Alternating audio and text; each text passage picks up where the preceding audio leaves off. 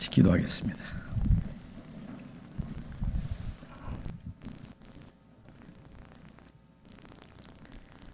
자비로우신 우리 아버지 하나님, 우리를 영원한 멸망 가운데서 구원해 주시고 하나님의 나라를 기업으로 허락해 주신 그 크신 은혜를 감사합니다. 이 세상은 험악하고 죄악에 충만하지만 주님이 우리와 함께 계셔서 우리의 연약함을 담당해 주시고 이 세상의 모든 죄와 거짓 가운데서 우리를 지켜주시고 주님의 진리 가운데로 인도해 주시는 주님 감사합니다. 우리는 어린아이 같아서 주님이 우리와 함께 계시고 우리를 지켜주시고 인도해 주시지 아니하면 우리는 언제든지 죄 가운데 빠질 수밖에 없습니다. 주님의 자비로운 능력의 손길로 우리를 더욱 붙들어 주시고 주님의 말씀으로 우리를 더욱 굳건히 세우시고 우리의 행할 길을 가르쳐 주시옵소서. 우리를 항상 주님의 뜻 가운데로 진리 가운데로 인도해 주시고 우리로 하여금 주님의 거룩하신 뜻을 더욱 분별할 수 있게 해 주시옵소서. 이 시간 우리가 또 함께 모여서 말씀을 배울 수 있도록 인도해 주신 주님 감사합니다. 우리 각 사람 모든 형편을 아시는 주님, 우리에게 필요하신 은혜로 또 말씀으로 허락해 주시옵소서. 주님이 우리에게 허락하신 우리의 남은 생애가 얼마 남았는지 알지 못하지만은 주님이 허락하신 생애 속에서 오직 주님을 기쁘시게 하고 주님께만 영광을 돌리고 주님이 우리에게 하라고 맡기신 일에 온전히 순종하며 충성할 수 있도록 인도해 주시옵소서. 이 시간 이곳에 함께 참여하지 못한 우리 형제 자매들도 일일이 보살펴 주시고 영육 간에 합당하신 은혜를 허락해 주시고 이 세상 죄에 물들지 않도록 악한 자의 시험에 넘어가지 않도록 항상 지켜주시옵소서. 이 시간 주 성령님께서 친히 인도해 주시고 우리 각 사람 마음과 생각을 또 지켜주시고 또 우리에게 주님이 친히 말씀해 주시기를 간절히 의지하면서 주 예수님 이름으로 기도드렸습니다. 아멘.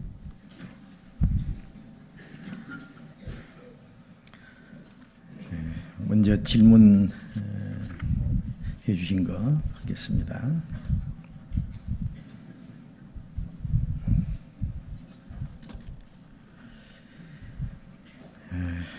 여기 질문 한 가지. 불신자, 즉 구원을 받지 못한 사람과 결혼해서 전도 하면은 안 되느냐고 안 되는지요? 그런 질문입니다. 구원을 받은 사람이 구원을 안 받은 사람과 결혼을 해서 전도해서 구원을 받게 하면은 되지 않느냐 하는 질문입니다. 어떻게 생각하세요?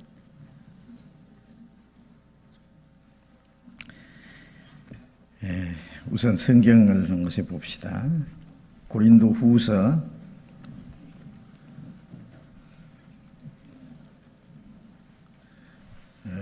6장을 보겠습니다. 고린도 후서 6장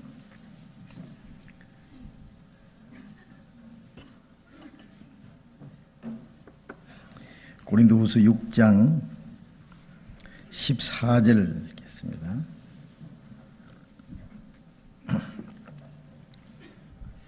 고린도후서 6장 14절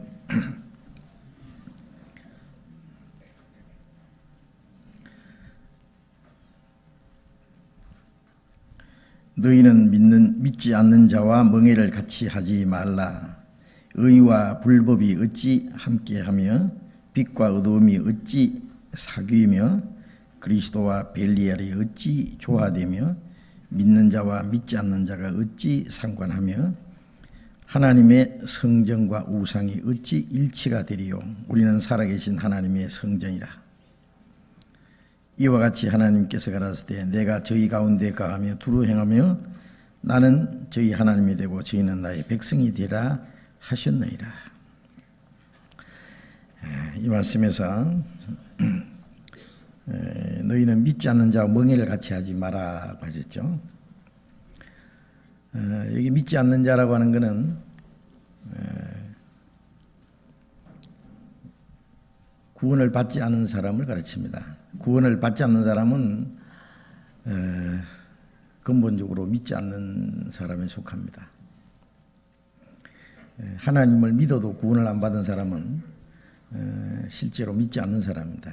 하나님 앞에서는 믿지 않는 자와 멍에를 같이 하지 말라 그랬어요. 자, 이 구원을 받은 그리스도인들에게 하신 말씀입니다. 이 멍에를 같이 한다. 멍에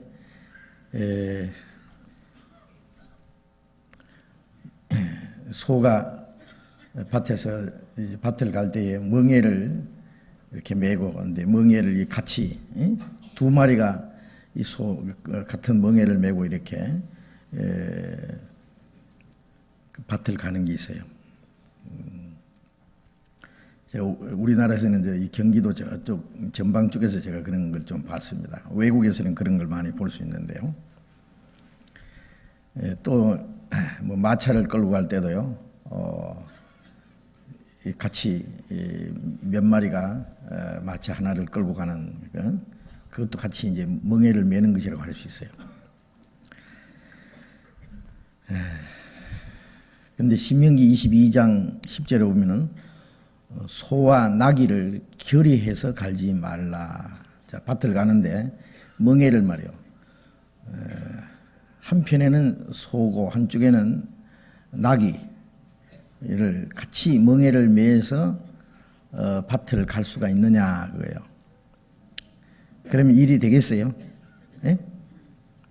나귀는 끙충끙충 뛰어서 빨리빨리 가려고 할 테고 소는 느리느리 하려고 할 테고 이게 안 맞는 거예요.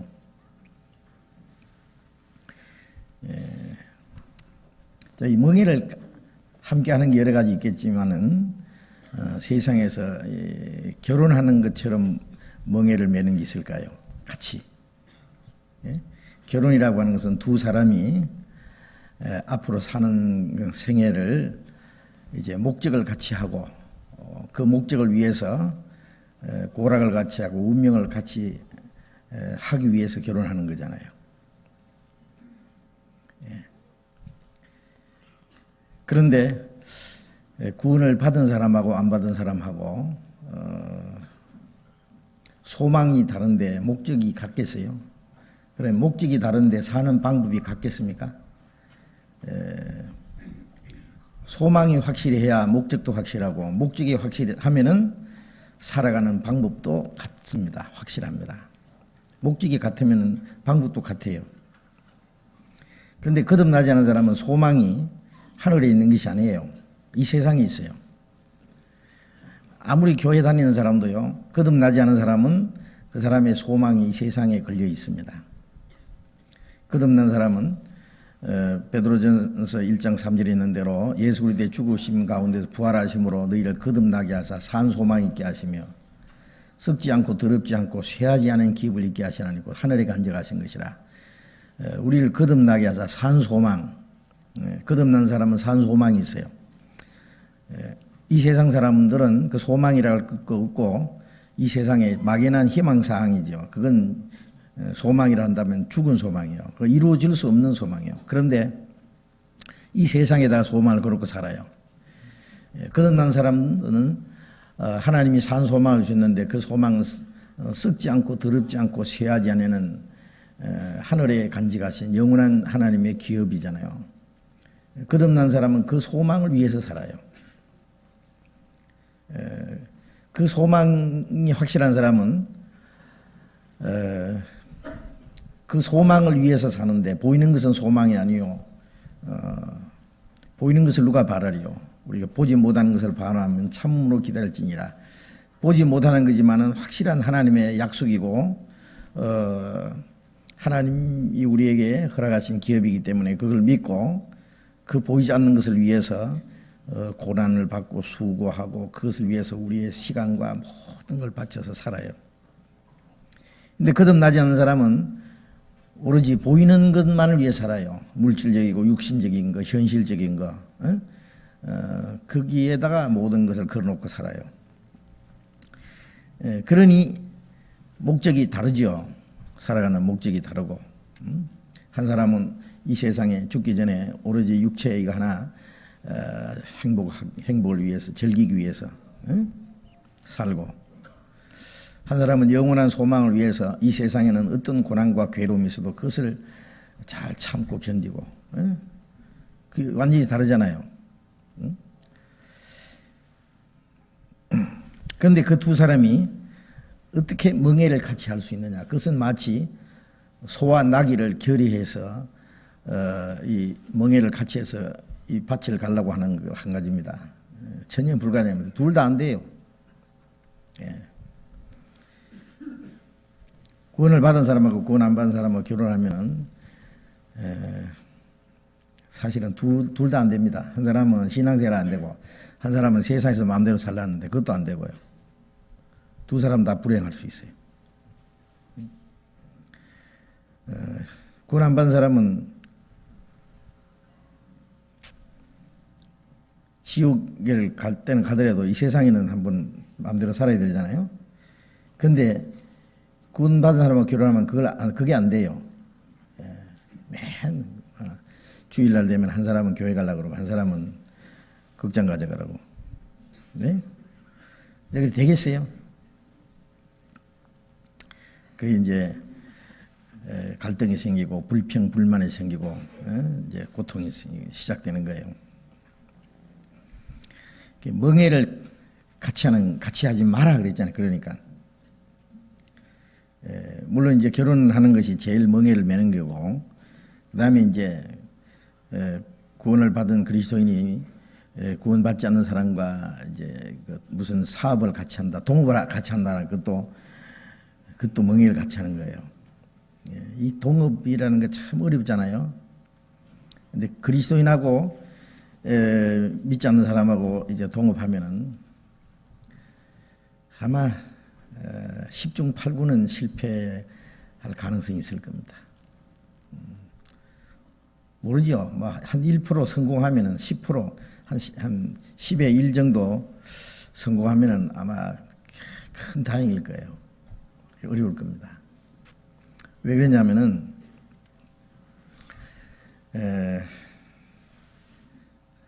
소망이 다르고 가치관이 다르고 살아가는 방법이 달라요. 그래서 어떤 일을 하게 될 때 아무리 친한 친구라도요 하다 보면은 달라져요. 아무리 친한 사이라도 이해관계가 딱 앞에 다가오면은 마음이 달라집니다. 그런 일이 없을 때는 참 친하고 좋은데요. 입국 문제가 딱 생기면은 구원받지 못한 사람은 철저히 자기 어떤 개인주의, 이기주의로 그 정체가 드러나는 거예요, 확실히. 그래서 이제 수단 방법을 가리지 않아요. 구원받은 사람은 수단 방법을 가리지 않고 자기의 어떤 이익을 챙길 수가 없잖아요. 그러니까 사업이 잘 돼도 문제예요. 잘 되면은 더 욕심을 부리고, 구원받지 않는 사람은요. 잘 안 되면 손해 안 볼라 그러고, 그래서 잘 돼도 문제가 생기고 잘 안 돼도 또 문제가 생기고 그래요. 결국 손해는 누가 보느냐? 그리스도인이 손해를 보고 결국 양보를 하고 결국은 갈라집니다. 갈라질 때 거의 손해를 보고 아마, 물론 그게 철저히 무슨 안전장치를 하는 수도 있겠지만은 그래도 소용없어요. 네. 반드시 손해를 볼 겁니다. 그러니까 멍해를 같이 한다는 것은 믿지 않는 자와 그것은 항상 위험을 내포하고 있는 겁니다. 사업하던 거야 막 하다가 손해 보고 그만두면 그뿐이지만은 이 결혼이라는 건 살다가 수틀리면 또 치아 뿌리고 요새 뭐 치아 뿌리는 사람도 많습니다만은 그렇게 할 수는 없잖아요. 그리스도인은 그렇게 할 수 없어요. 그러니까 믿지 않는 자와 멍에를 같이 하지 마라. 의와 불법이 어찌 함께하며 빛과 어둠이 어찌 사귀겠느냐. 의와 불법이 함께하지 못하고 빛과 어둠이 사귈 수가 없는 것처럼 그리스도인은 너희는 세상의 빛이라 그랬어요. 구원받지 못한 사람은 어둠입니다. 전에는 너희가 어둠이더니 우리가 구원받기 전처럼 그 사람들은 어둠 속에 있어요. 거듭난 사람 속에는 성령이 계시고 거듭나지 못한 사람 속에는 마귀가 역사해요. 아무리 마음 좋은 사람도 그 속에 마귀가 역사한다는 걸 알아야 돼요. 어떤 문제가 생기면은 하나님의 역사가 나타나려고 그러면 그걸 대적하는 마귀 역사가 반드시 일어납니다. 그래서 빛과 어둠이 사귈 수 없다. 그리스도와 벨리알이 그리스도와 이 귀신의 역사가 어떻게 조화되면 믿는 자와 믿지 않는 자와 어찌 상관하며 하나님의 성정과 우상이 어찌 일치가 되겠느냐. 이거는 당치 않다 그예요. 이런 물과 기름이 합해지지 않는 것처럼 불가능한 일이다. 물론 이제 결혼 생활 하다가 한 사람이 먼저 구원을 받았다. 거기는 이제 양심적으로는 책임이 없어요. 먼저 한 사람이 구원받으면 남편이나 구원받지 않은 남편이나 아내를 구원받도록 해야 됩니다. 그래서 고린도전서 앞에 보십시다. 고린도전서 7장 11절 10절부터 보겠습니다. 혼인한 자들에게 내가 명하노니 명하는 자는 내가 아니요 주시라. 여자는 남편에게서 갈라지지 말고 만일 갈라질지라도 그냥 지내든지 다시 그 남편과 화합하든지 하라. 남편도 아내를 버리지 말라. 그 남은 사람에게 내가 말하노니 이는 주의 명령이 아니라 만일 어떤 형제에게 믿지 아니하는 아내가 있어 남편과 함께 살기를 좋아하거든 저를 버리지 말라. 어떤 여자에게 믿지 아니하는 남편이 있어 아내와 함께 살기를 좋아하거든 그 남편을 버리지 말라. 믿지 아니하는 남편이 아내로 인하여 거룩하게 되고 믿지 아니하는 아내가 남편으로 인하여 거룩하게 되나니 그렇지 않으면 너희 자녀도 깨끗지 못하니라. 그러나 이제 거룩하니라. 혹 믿지 아니하는 자가 갈리거든 갈리게 하라. 형제나 자매나 이런 일에 구속받을 것이 없느니라. 그러나 하나님은 화평 중에서 너희를 부르시느니라. 아내 된 자여 네가 남편을 구원하려는지 어찌 알 수 있으며 남편 된 자여 네가 네 아내를 구원하려는지 어찌 알 수 있으리요.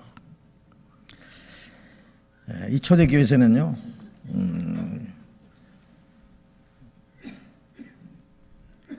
결혼생활 하던 사람이 한 편이 구원을 받으면 구원을 받지 않는 남편과 혹 구원받지 않은 아내와 같이 살아야 되느냐 헤어져야 되느냐 이런 문제가 생겼어요. 그래서 여기에 어떤 형제에게 믿지 아니하는 아내가 있어서 남편과 함께 살기를 좋아하거든 버리지 말라. 또 믿지 아니하는 남편이 있어서 아내와 함께 살기 좋아하거든 그 남편을 버리지 말라. 구원을 믿지 않는 남편이지만 버리지 말라. 왜 버리지 말아야 되느냐 하면은 믿지 않는 남편이 아내로 인하여 거룩하게 되고 또 믿지 않는 아내가 남편으로 거룩하게 된다는 말은 저절로 거룩하게 되는 게 아니고 구원을 받게 된다 그 말이에요. 믿지 않는 아내나 남편이 먼저 구원받은 사람들의 마음과 생활이 변화된 모습을 보고 거기서 이제 감동을 받아서 말씀을 듣고 깨닫게 될 것이다. 그게 거룩하게 되는 거예요. 그래서 믿지 않는 아내나 남편이 먼저 구원받은 사람을 통해서 그 영혼이 거룩하게 될 때에 거룩하게 되어야만 자녀도 거룩하게 된다. 왜냐하면 부모가 구원을 받고 변화되어야 자녀들도 구원을 받고 신앙생활 정상적으로 신앙생활을 할 수 있어요. 남편이나 아내 중에 한 사람이 거듭나지 못했을 때는요, 물론 자녀들도 전도해서 먼저 구원받을 수 있어요. 그러나 신앙생활 하는데 많은 어려움이 있습니다. 자녀들이. 부모님이 구원을 받고 올바로 신앙생활을 해야 그 자녀가 그 구원을 받을 뿐 아니라 그 생활도 하나님 앞에 거룩해질 것을 말합니다. 여기서. 그래서 아내 된 자여 네가 남편을 구원할는지, 남편 되지 네가 아내를 구원할는지 아느냐. 구원받도록 노력하라고 말해요. 믿지 않는다고 해서 그냥 갈라지고 헤어진다든지 그런 것은 옳지 않다고요. 또 먼저 구원 받은 사람으로 인해서요, 아내와 남편이 믿지 않는 아내와 남편이 굉장히 반대하는 집도 있어요. 반대한다고 해서 그냥 쉽게 이혼한다는 것도 옳지 않습니다. 핍박도 좀 참고 견디고, 그리고 기도하면서 전도할 수 있는 기회를 얻어야 돼요. 나중에 죽어도 못 믿겠다든지 안 믿는 거는 고사하고 막 핍박을 한다든지 그것 때문에 그러면은 나중에 그건 다시 생각해 볼 문제지만은, 그는 얼마 기간이 지나면서 기도하고 전도하고 자기가 할 수 있는 모든 일을 한 후에 그렇게 될 겁니다. 자, 이거는 구원을 받은 결혼생활 하다가 구원을 받은 이후에 아내나 남편을 전도해야 될 문제를 말씀하는 거고, 구원을 받은 사람이 이제 구원받은 후에 결혼하는 것은 이제 문제가 완전히 달라요. 그건 우선 신앙적인 하나님 앞에서 순종하는 문제고 양심적인 문제입니다. 결혼하는 목적이 먹든지 마시든지 무엇을 하든지 다 하나님의 영광을 위해서 하라고 하는 말씀처럼, 우리가 먹는 것도 마시는 것도 우리의 육신이 이 세상에 사는 모든 것이 살아도 주를 위해서 죽어도 주를 위해서 모든 것이 하나님의 영광에서 살잖아요. 무엇을 하든지 그 안에는 사업을 하든지 공부하는 사람도 주님을 위해서, 결혼하는 사람도 주님을 위해서입니다. 하나님의 영광을 위해서. 하나님께 영광이 되지 않는 것은 하지 말아야 돼요. 하나님께 영광이 되지 않는 건 죄요. 제가 구원받은 이후에 지금까지 쭉 지나오면서요, 구원을 받은 사람이 구원받지 않은 사람과 결혼하는 사람들의 모습을 봤어요. 아마 그 중에 10명이 구원을 받은 사람이 구원받지 않은 사람과 결혼을 했다면은 그 중에 한 8명 내지 9명은 되게 실패합니다. 신앙생활에 실패합니다. 결혼해서 전도한다고 하는 것은 참 어려워요.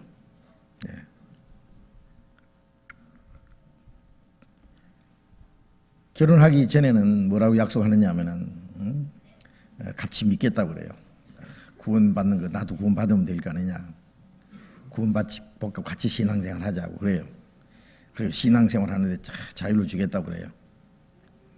그리고 결혼 딱 하고 얼마 지나고 나면은요, 얼마 지날 필요도 없어요. 조금 있으면은 당장 반대합니다.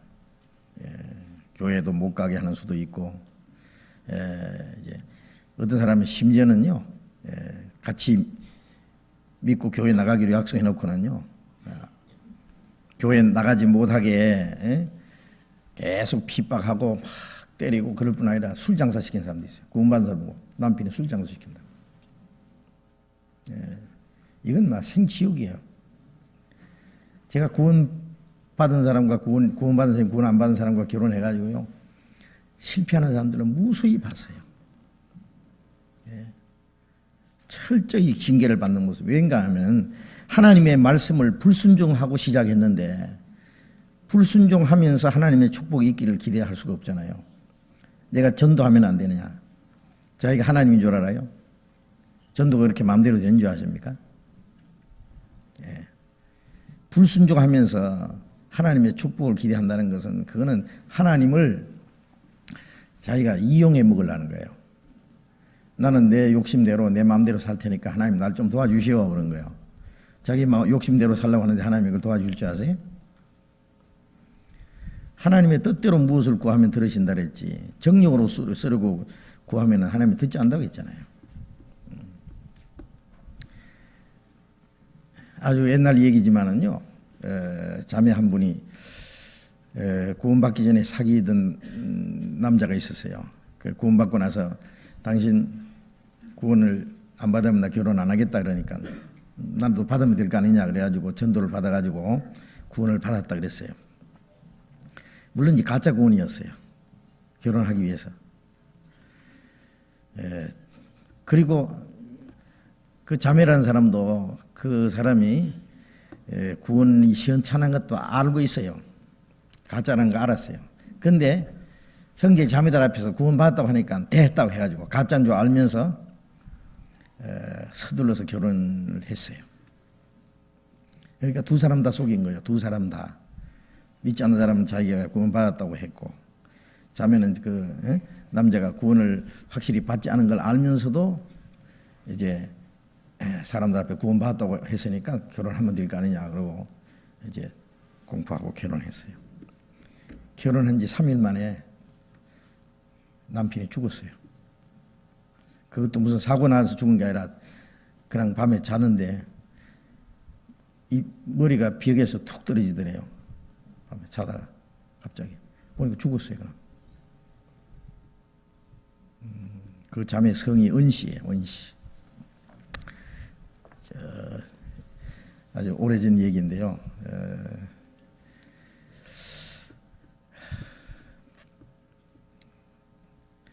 그렇게 뭐 꼭 그런 극단적인 얘기 아니더라도요. 반드시 징계가 있습니다. 그래서 결혼해서 전도한다고 하는 것은 그것은 불가능하다는 것도 알아야 됩니다. 하나님이 그 징계를 내리기 위해서 구원을 못 받게 할지도 몰라요. 아모스를 한번 보겠습니다. 아모스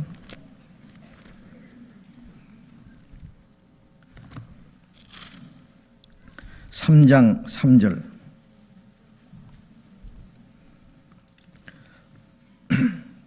아모스 3장 3절 같이 읽읍시다. 두 사람이 의합지 못하고야 어찌 동행하겠으며. 두 사람이 의합지 못하가 마음이 하나가 되지 못하고 어찌 동행하겠으며.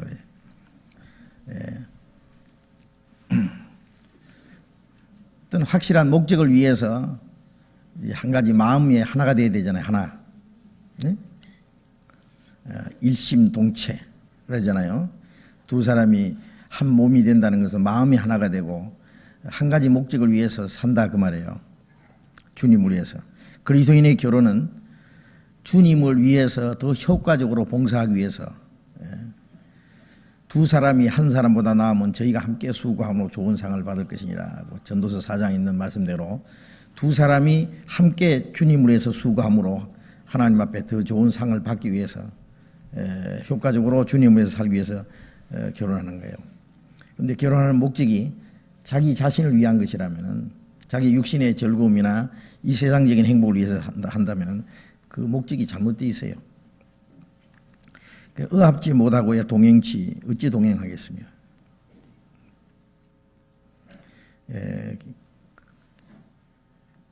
구원받은 사람이 구원받지 않은 사람을 결혼을 한 후에 우리 교회에서 사라진 사람들이 많아요. 그 다음에는 얼굴이 안 보여요. 세상으로 간 거예요. 구원을 받았으면 평생 마음에 고통이 있을 겁니다. 그리고 이제 남편이나 아내가 이제 구원을 받은 사람이든지 안 받은 사람이든지 살다가 이제 한편이 돌아가셨다. 혼자 돼 있잖아요. 재혼하는 문제입니다. 이제 이 재혼할 때도 재혼하는 것도 물론 구원을 받은 사람하고 재혼을 해야 될 거예요. 고린도전서 7장 봅시다. 고린도전서 7장 39절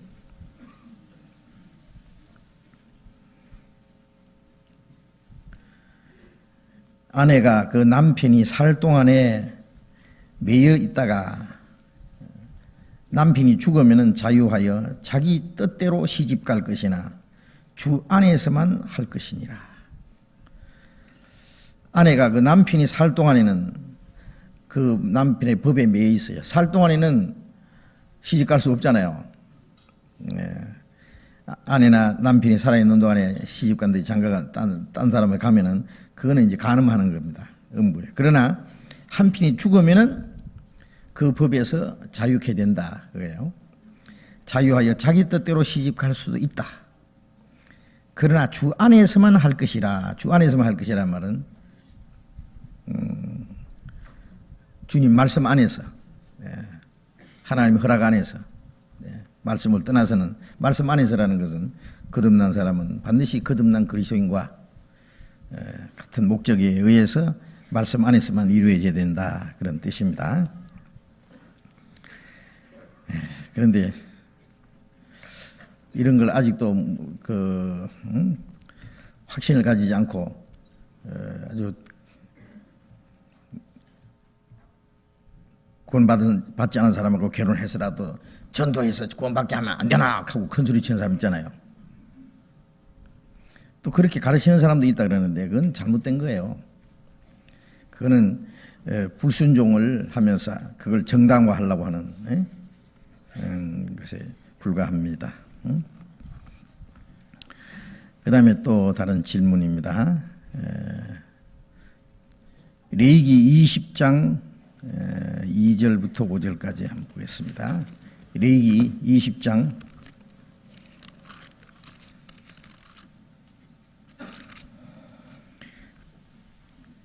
2절부터 보겠습니다.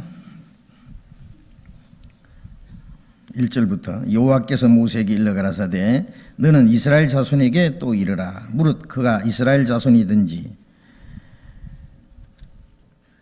이스라엘의 우고한 타국인이든지 그 자식을 몰렉에게 주거든 반드시 죽이되 그 지방 사람이 돌로 칠 것이요 나도 그 사람에게 진노하여 그를 백성 중에서 끊으리니 이는 그가 그 자식을 몰렉에게 주어서 내 성수를 더럽히고 내 성호를 욕되게 했습니다. 그가 자식을 몰렉에게 주는 것은 그 지방 사람이 못 본 채 하고 그를 죽이지 아니하면은 내가 그 사람과 그 군속에게 진노하여 그와 무릇 그를 본받아 몰렉을 음란히 섬기는 모든 사람을 그 백성 중에서 끊으리라. 여기서 몰렉에 대해서 설명해 주시는 인데요. 이 몰렉이라는 것은 가나안 땅에 살던 그 암몬 자손들이 섬기는 신이에요. 그 신인데 그 신에게 이제 그 예배하고 제사를 하는데 어떻게 하느냐면은 자식을 불에 태워서 제사로 이제 바쳐요. 그리고 여기에 그 자식을 몰렉에게 준다 그랬잖아요. 몰렉에게 잡아 바치는 거예요. 그런데 이스라엘 백성들 중에 그러한 무지한 일을 하는 사람이 있었어요. 그 몰렉이라는 그 우상에다가 그 장자를 잡아서 제물로 바쳐요. 만일 그런 사람 그렇게 해서 자식을 그 몰렉에게 제물로 바치는 사람이 있으면은 이스라엘 자손이든지 뭐 이스라엘 우고하는 타국인이든지 간에 그 사람을 돌로 쳐 죽여보라. 그리고 하나님께서도 그에게 진노를 내리실 것이다. 만일 몰렉에게 제사 드리는 것을 보고도 못 본 채 한다면은 그 모든 권색에게 하나님이 그 속한 모든 가족들에게요 하나님이 진노를 내릴 거다. 예. 우상에게 하나님을 섬겨야 될 사람이 우상을 숭배하고 거기다가 자기 자식까지 바친다면 그 얼마나 큰 죄겠어요. 그거는. 하나님을 경배해야 될 사람이 또 하나님이 자기에게 주신 자식들을 갖다가 이 우상에게 제물로 바친다는 게 얼마나 큰 죄예요. 그런데 이스라엘 백성들이 가나안 땅에 들어간 이후에 그 가나안 백성들이 섬기던 그 신들을 섬겼다고요. 나중에 솔로몬도 늙어서 정신이 왔다 갔다 치매가 걸렸던 것 같아요. 나중에요. 그래가지고는요 이 이방 신에게 제사를 했어요. 그래 하나님 앞에 아주 큰 진노를 받았잖아요. 열왕기상 보겠습니다. 열왕기상 11장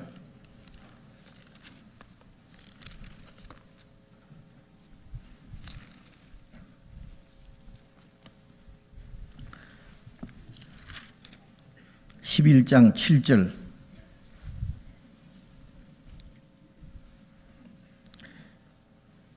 (11장 6절부터) 보겠습니다. 솔로몬이 여호와의 눈앞에서 악을 행하여 그 부친 다윗이 여호와를 온전히 쫓음같이 쫓지 아니하고 모압에 가정한 금오스를 위하여 예루살렘 앞 산에 산당을 지었고 또 암몬 자손에 가정한 몰록을 위하여 그와 같이 하였으며 제가 또 이족 후비들을 위하여 다 그와 같이 한지라 저희가 자기의 신들에게 분향하며 제사했더라. 솔로몬이 말이에요. 그렇게 하나님을 잘 공격하는 솔로몬도 많은 이방 여인들을 데려다가요 이방 여인들이 섬기는 신을 섬겼다고요. 여호와 앞에서 악을 행해서 그 부친 다윗의 여호와를 온전히 쫓음같이 쫓지 않고 모압에 가정한 금오스를 위하여 예루살렘 앞 산에 산당을 짓고 또 암몬 자손에 가정한 몰렉이나 마찬가지입니다. 에게 제사를 했어요. 그리고 그 후비들도 같이 이방 사람들이 가져온 신에게 분향하고 제사했다 그랬어요. 그런 죄로 말미암아 하나님이 이스라엘 백성들에게 얼마나 큰 진노를 내리셨죠. 그래서 이 몰록은 암몬 자손들이 섬기던 신의 이름입니다. 그리고 사람을 잡아서 자식을 잡아서 제물로 바쳤던 그런 것이었어요. 그런데 이 이방 신을 섬기는 것들이 이스라엘 백성들 안에 계속 있었어요. 물론 마귀 역사입니다.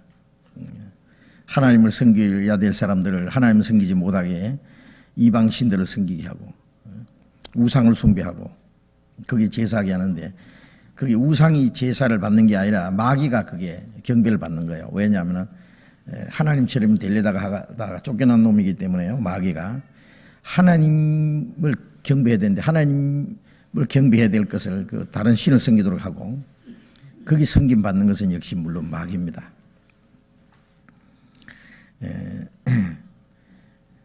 지금 우리가 이스라엘 백성들이 몰록에게 제사 드리고 우상 숭배하고 하는 그런 외형적인 죄를 범하지 않을지라도 우리가 하나님보다도 더 사랑하는 것 있다면 그것도 하나님 보시기에 우상 숭배예요. 네? 그리고 탐심은 우상 숭배라. 이 세상 것이 마음에 꽉 욕심이 채워져 있으면 그것도 우상 숭배랑 마찬가지예요. 아브라함은 자기 독자 이삭을 하나님께 바쳤어요. 그건 하나님을 가장 사랑한다는 표예요. 이 독자 이삭을 하나님 앞에 제물로 바치라는데 아브라함 바쳤잖아요. 그런데 지금 구원받은 사람들이 자기 자녀들을요 하나님이 주신 생명들을 낳아서 길러서 실컷 가르쳐서요 하나님께 바쳐야 됩니다. 그 자녀들을 하나님으로 해서 살도록 해야 돼요. 근데 실컷 길러가지고 마귀를 쫓도록 하고 세상 것에 있어 살도록 하면요 그것도 이스라엘 백성들이 자식을 몰록에게 제물로 바치는 거나 뭐 다르겠어요? 예? 실컷 길러가지고 자식을 예? 다른 신에게 제물로 바치는 것처럼 실컷 길러가지고 가르쳐가지고 세상에다 바쳐버려요. 마귀 섬기는 데다가 줘버려요. 예. 그것도 사실은 큰 죄입니다. 그런데 거듭난 사람들이 자기 자녀들을 참으로 구원받게 하고 그리스도인이 되게 하고 주님의 일꾼이 되게 하는 것보다는 세상적으로 유명한 사람 만들려고 세상에서 잘 또 좀 돈 잘 벌고 이 세상에서 유명하게 돼가지고 잘 사는 사람 만들려고 하는데 뭐 하는 거예요 그 사람이? 주님을 위해서 사는 겁니까? 그 사람 자녀들이 구원을 받고 주님에서 살지 못하고 이 세상적으로 유명하게 돼서 대통령이 되면 뭐 할 거예요? 세상 온갖 것 다 가지면 뭐 할 거냐고. 하나님 보실 때. 그거는 몰렉에게 자식을 잡아 바치는 거나 마찬가지입니다. 우리 그것도 생각해야 돼요.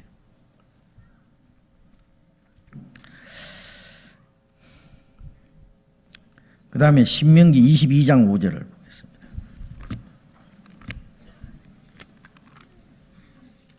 신명기 22장 5절.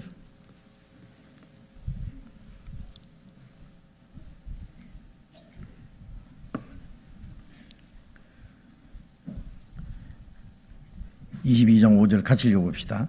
여자는 남자의 의복을 입지 말 것이요 남자는 여자의 의복을 입지 말 것이라. 이같이 하는 자는 내 하나님 여호와께 가증한 자니라. 여자는 남자의 의복을 입지 말 것이요 남자는 여자의 의복을 입지 말 것이라. 자, 이 말씀에서 여자의 남자의 의복을 입지 말라고 했는데 바지는 괜찮은지요? 물어봅시다. 바지가 꼭 남자 옷입니까? 예? 치마는 그러면 여자 옷입니까? 에덴 동산에서 아담 하와가 무화과 잎을 엮어서 뭘 입었다고요? 치마. 아담은 바지 만들어 입었을까요? 무화과 잎사귀로?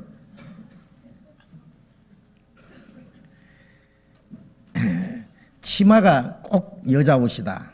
예? 바지는 남자 옷이다. 이렇게 구분하는 것도 어려울 거예요. 스카트랜드인가 거기는 스카트 입다고 스카트랜드래요?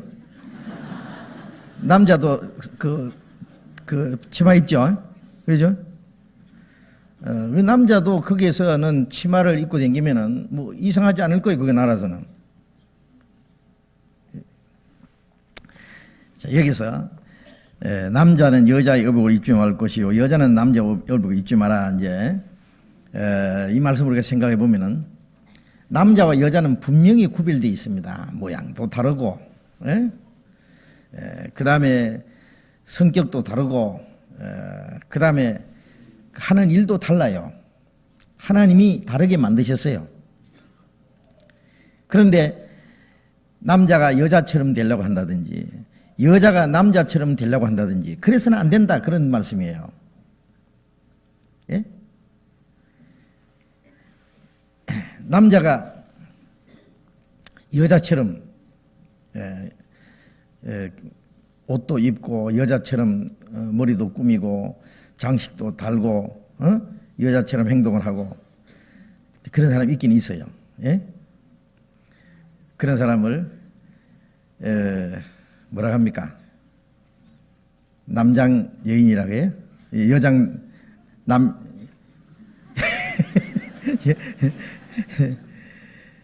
아주 여자처럼 생긴 사람도 있더라고. 아주 목소리까지 말이 여자처럼.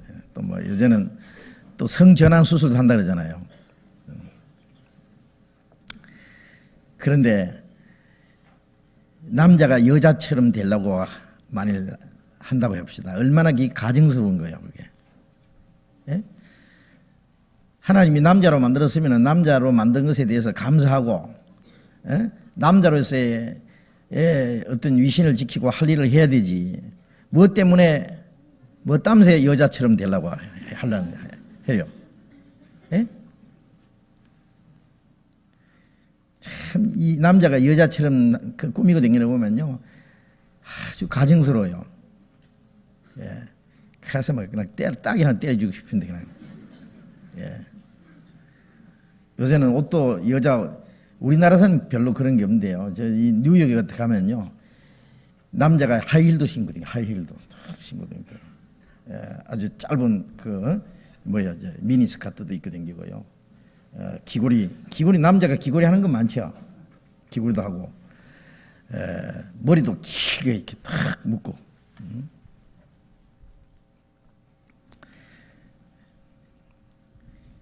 여기 바지는 문제가 안 됩니다. 여자 바지가 따로 있고 남자 바지가 따로 있어요. 그렇죠? 여자가 남자처럼 꾸미지 말고 그 말이에요. 남자는 여자처럼 꾸미려고 하지 마라 그거예요.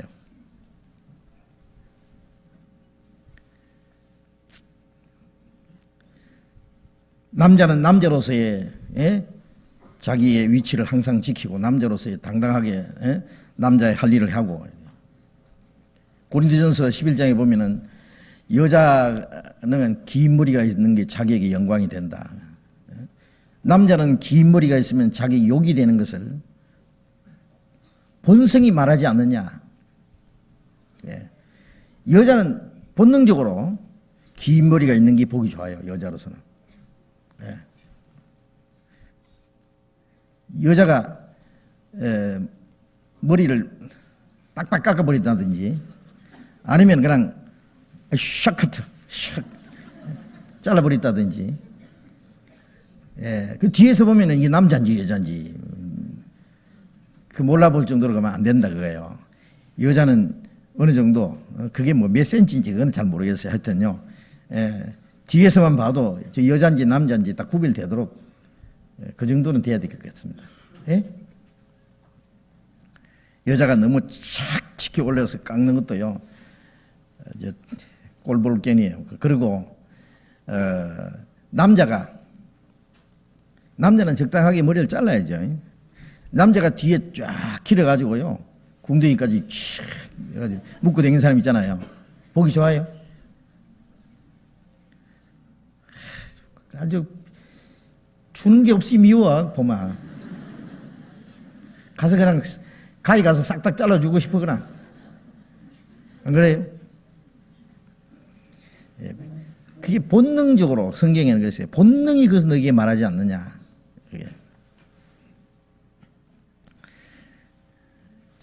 그 다음에 이제 장식품 같은 것도요 여자의 장식품이 따로 있고 남자 장식품이 따로 있어요. 그걸 남자가 여자처럼 흉내를 낸다든지 자꾸 여자처럼 보이려고 한다든지 그게 가증스러울 뿐 아니라 아주 엄난한 생각이에요. 여자도 남자처럼 그렇게 되려고 하면 안 돼요. 여자는 여자로서의 그 미를 살려 그대로. 여자와 남자를 하나님이 만들 때부터 다르게 만들었어요. 하나님이 창조하신 그 모습을 살려야 돼요. 그걸 인간이 뜯어고쳐서는 안 된단 말이에요. 또 행동도 남자는 남자로서의 행동을 하고 여자는 여자로서 행동해야 되는데 여자가 남자처럼 행동을 한다든지 남자가 여자처럼 행동을 한다든지 그것도 아주 보기 싫은 거예요. 가증스러운 거예요. 가정에서도 남자 할 일이 있고 여자 할 일이 따로 있어요. 이걸 자기의 어떤 그 위치를 바뀌면 안 돼요. 바꾸면 가정에서 아버지로서의 남편으로서의 할 일이 따로 있고 어머니로서 또 아내로서 할 일이 따로 있지. 그 위치가 바뀌면 안 되잖아요. 요즘에 남녀 동등거인 하지만은요 인격적으로는 동등해요. 그러나 하는 일은 달라요. 남자 할 일이 다르고 여자 할 일이 다르잖아요. 그렇잖아요. 그래서 그걸 혼돈하지 마라는 뜻입니다. 꼭 의복만 말하는 게 아니겠죠. 그래서 여기는 바지는 괜찮은지요 그랬는데 여자 바지만 입으세요. 그러면 괜찮습니다.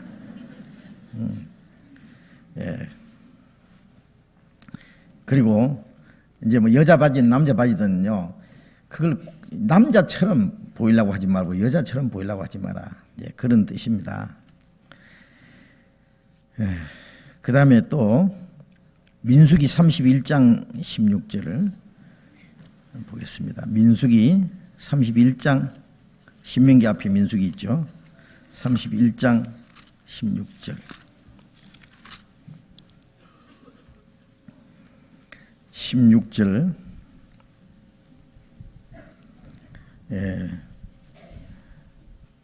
보라, 이들이 발람의 꾀를 쫓아 이스라엘 자손으로 부올의 사건에 여호와 앞에 범죄케 하여 여호와의 회중에 연병이 일어나게 하였느니라.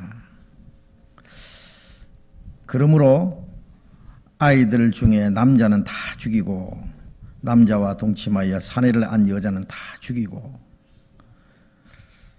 자, 이게 이 말씀에서 발람을 칼로 죽였더라. 근데 칼로 죽인 건 그 앞에 나오죠. 31장 8절에 그 죽인 자 외에 미디안의 5 왕을 죽였으니 미디안의 왕들은 에위와 레겜과 스루와 후루와 르바이며 또 부올의 아들 발람을 칼로 죽였더라. 그런데 발람을 칼로 죽였더라. 발람의 죄에 대해서 종말을 말씀해 주세요. 좀 쓰시는 분 좀 잘 좀 써봐요. 무슨 말인지도 모르겠어. 난 지렁이 기간 것처럼 써놨으니 내가 그런 것 같아요. 죄에 대해서 종말을 말씀해 주세요. 뭐 발람이 종말을 말하는 건가? 하여튼 여기 발람이라는 사람이 나옵니다. 이 발람은 이스라엘 백성들이 애굽에서 나온 후에 광야 길을 걸어가는데 모압 왕 그 발락이라는 왕이 이 발람이라고 하는 이제 거짓 선지자요. 그런데 이 사람을 시켜가지고 이스라엘을 저주하라고 했어요. 그런데 하나님이 이스라엘 백성을 저주하지 못하도록 막았죠. 그래서 네가 이스라엘을 저주하면은 네가 큰 상을 주겠다고 모압 왕 발락이 시켰는데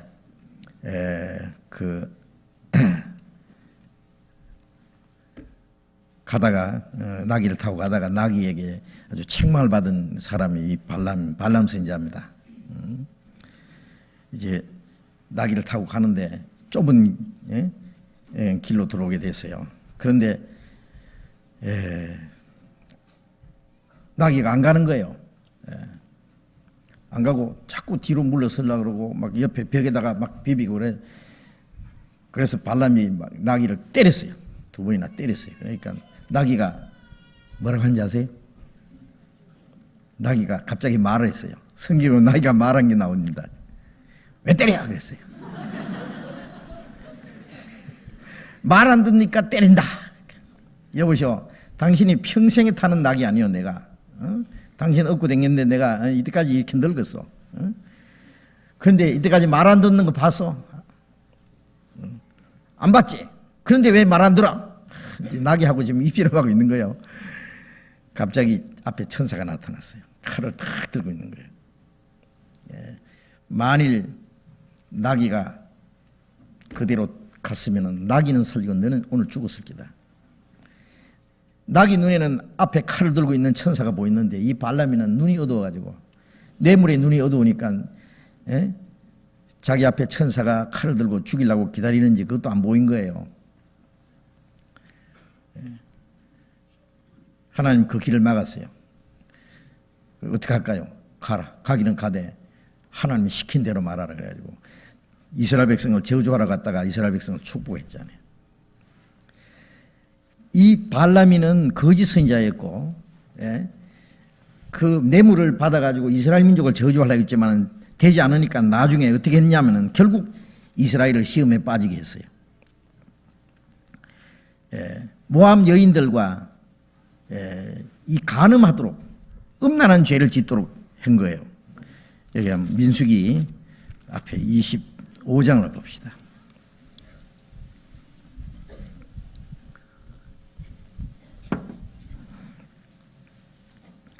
민수기 25장 1절 이스라엘이 시딤에 머물러 있더니 그 백성이 모압 여자들과 음행하기를 시작하니라. 그 여자들이 그 신들에게 제사할 때 백성을 청하며 백성이 먹고 그들의 신들에게 절함으로 이스라엘이 바알볼에게 부속된지라. 여호와께서 이스라엘에게 진노하시니라. 여호와께서 모세에게 이르시되 백성의 두령들을 잡아 태양을 향하여 여호와 앞에서 목매어 달라. 그리하면 여호와의 진노가 이스라엘에게 떠나리라. 모세가 이스라엘 사사들에게 이르되 너희는 각기 관할하는 자 중 바알볼에게 부속한 사람들을 죽이라 하니라. 8절에 그 이스라엘 남자를 따라 그의 막에 들어가서 이스라엘 남자와 그 여인들 배를 꿰뚫어 두 사람을 죽이니 연병이 이스라엘 자손에게서 그쳤더라. 그 연병으로 죽은 자가 24,000명이었더라. 자, 여기 이스라엘 백성들이 시딤에 갔을 때에 여기 거의 가나안 땅에 가까이 왔을 때요. 그런데 이스라엘 백성들이 모압 여자들과 음행하기를 시작했어요. 모압 여자들이 이스라엘 백성들을 청했어요. 아, 당신들 참 고생 많이 했다고. 여기서 한잔 하라고. 청하니까 그 한잔 하고, 그 다음에 모압 사람들이 섬기는 신에게 절을 하고, 그리고 모압 여자들과 죄를 지었어요. 음행을 시작했어요. 그래 하나님의 진노가 나타나서 이스라엘 백성의 두령들을 잡아가 태양 앞에 목매달아 다 죽이고, 그 다음에 그 연병으로 말이죠. 24,000명을 죽여버렸어요. 그런데 이렇게 이스라엘 백성들을 모압 사람들과 음행하게 하고 이스라엘 백성들이 하나님 앞에 큰 진노를 받도록 한 장본인이 누구냐 하면은 이 발람이에요. 발람. 이스라엘 백성들을 타락시켜서 벌을 받도록 해야 될 텐데 하나님이 저주하지 못하게 하니까 이제 요즘 말로 미인계 전술을 바꿔가지고요 모압 여자들을 통해서 이스라엘 민족을 타락시킨 거예요. 요한계시록 2장을 봅시다. 요한계시록 2장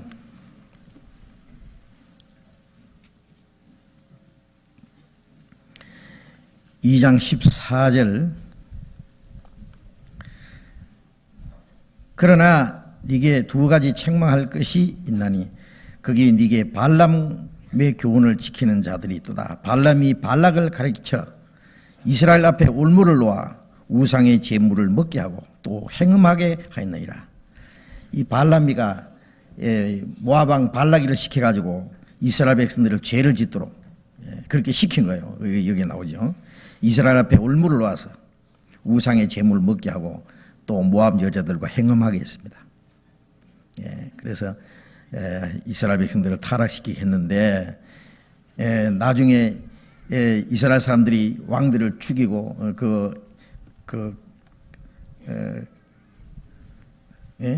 가나안에 들어간 이후에 왕들을 죽이고 할 때에요. 이 발람이를 그냥 칼로 죽여버렸어요.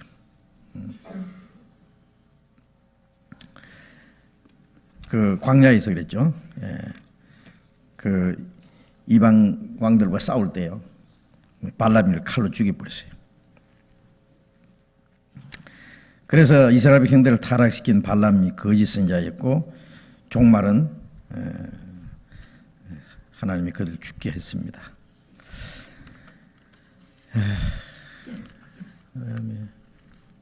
그 다음에요. 다른 질문입니다. 주님 재림 때 구름 타고 올라가는 말씀이 이해가 안 가서요. 정말로 구름을 타고 올라가는 것인지요? 예수님 재림 때 구름 타고 올라가는 말씀이 이해가 안 가요. 구름 타고 누가 올라간다 그랬어요? 예수님이 구름 타고 오신다 그랬지.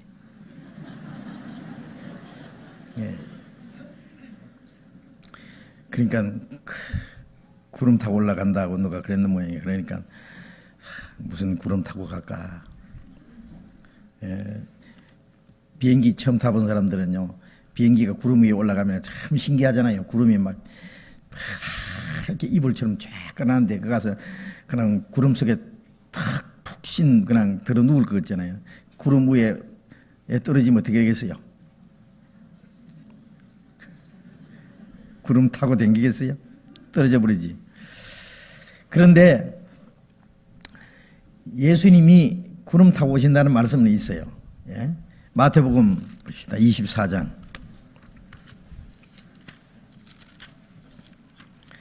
마태복음 24장 30절.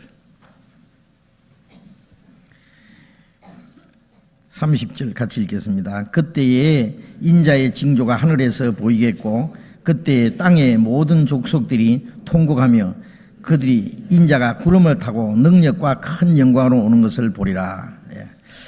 예수님이 재림하시는 광경입니다. 그때에 땅의 모든 족속들이 통곡하며 그들이 인자가 구름을 타고 능력과 큰 영광으로 오는 것을 보리라 그러셨어요. 예수님이 구름 타고 오신다. 그리고 또 이제 요한계시록 한 곳에 더 봅시다. 요한계시록 11장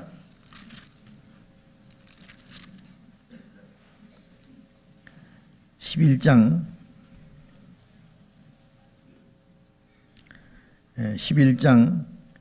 11절 보겠습니다. 3일 반 후에 11장 11절 3일 반 후에 하나님께로부터 생기가 저희 속에 들어가며 저희가 발로 일어서니 구경하는 자들이 크게 두려워하더라. 하늘로부터 큰 음성이 있어 이리로 올라오라 함을 저희가 듣고 구름을 타고 하늘로 올라가니 저희 원수들도 구경하더라. 여기 이제 두 정인이죠. 이스라엘에 3년 반 동안 전 3년 반 동안에 나타나서 전도하는 두 감람나무, 두 촛대, 두 선지자 1260일을 예언하고 그런데 이제 이 선지자들을 죽여요. 예? 선지자를 죽이니까 너무너무 좋아가지고 막 세상 사람들이 막 예물을 주고받고 한다. 3일 반 동안 장사 지내지 못하도록 해가지고 텔레비전으로 전 세계 중계했을 거예요. 그래서 두 선지자가 죽은 모습을. 그런데 3일 반 후에 하나님께로부터 생기가 저에게 들어가서 저희가 발로 일어서니 구경한 자들이 크게 놀라더라. 온 세상이 막 이 두 선지자가 3일 반 후에 살아나는 그 광경을 볼 겁니다. 그래서 너무너무 놀라는 거예요. 하늘로부터 큰 음성이 있어서 말하기를 올라오라 그러니까 저희가 듣고 구름을 타고 하늘로 올라가니 저희 원수들도 구경하더라. 자, 이 두 선지자가 구름을 타고 올라갔다 그랬어요. 자, 구름 타고 선지자가 우리가 구름 타고 올라간다는 말은 없습니다. 두 선지자가 구름 타고 올라가는데 우리는 못 타고 못 올라갈 거 뭐 있어요? 우리도 구름 타고 한번 올라가 보죠. 두 선지자가 구름 타고 올라갔다. 예수님이 구름 타고 오신다. 근데 실제는 구름은 못 탑니다. 그죠? 구름을. 그런데 우리가 이런 것은 틀렸다고 할 것이 아니고 또 실제로 구름을 타고 갈 거냐 할 것도 아니고 또 어떤 사람은 이거는 실제 구름이 아니고 이거는 비유다. 그래서 히브리서 12장에 보면은 구름같이 둘러싼 한 정인들이 있으니 앞서간 그 믿음의 선진들이 구름같이 둘러싼 한 정인으로 우리를 지켜보고 있다 그랬어요. 우리가 그 앞에서 이제 그 운동장에서 구름같이 둘러싼 많은 사람들이 지켜보는 가운데서 다른 박자를 하는 것처럼 앞서간 성도들이 우리를 지켜보는데 구름같이 둘러싼 허다한 증인이 있다. 그래서 주님이 재림하실 때 구름을 타고 오신다는 것은 많은 앞서간 성도들이 구름대처럼 주님과 함께 오는 그 모습을 갖다가 예수님이 구름 타고 오신다고 했다. 그건 그렇다고 하고 그 다음에 이 두 정인이 구름 타고 올라간다는 것은 뭐예요 그럼? 이건 비유가 아니고 사실이에요.